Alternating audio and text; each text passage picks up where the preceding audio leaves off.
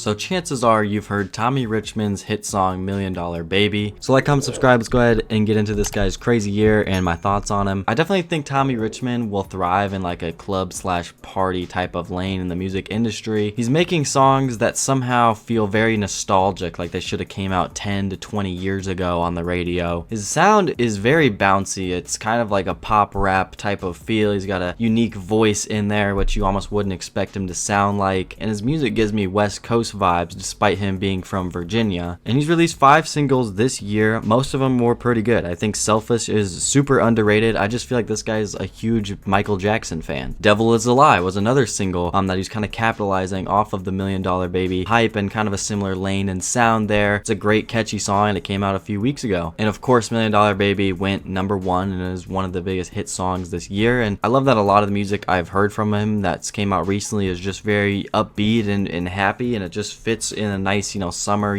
time with good weather and the sun out and everything. It fits that vibe perfectly. And you can't really say this guy is an industry plant, which is a term that gets thrown out a lot these days that I don't think people understand what it means, or I don't get why people try to be so offensive towards newer artists that are blowing up. But Tommy Richman's put out music for a little while now, and he kind of does remind me of Jack Harlow and kind of his blow up, not because of like the obvious like they're both white guys, but I just feel like Jack Harlow was a guy who had music for years and had fans and multiple projects, and then he finally got a big hit with What's Poppin', and that's how I discovered Tommy Richman. I didn't know he was releasing music for the last few years, and then when he dropped $1 Million Baby and it blows up, I'm finally on the wave. That's what I loved when he clapped back on Twitter this last week and he tweeted out, "I ain't no effing TikTok artist." I just love him saying this, standing up for himself, and that's another term that gets thrown at a lot of newer artists or artists that are blowing up, is their TikTok artists or their music's cringe because they blow up on TikTok, when majority of the time you can't really even control a song going viral on TikTok or becoming a trend. The problem for me is when artists will chase TikTok hits, try to get that catchy song or try to make a song that's going to go along with a dance or something like that. That's when it comes off unauthentic, which I don't think Tommy Richman's done at all. And I want to say that Tommy Richman also is very smart because he's capitalizing on his success of a huge #1 song by dropping more songs after and announcing his debut album Coyote on Billboard's magazine. He was on the back cover of their recent magazine a week ago. So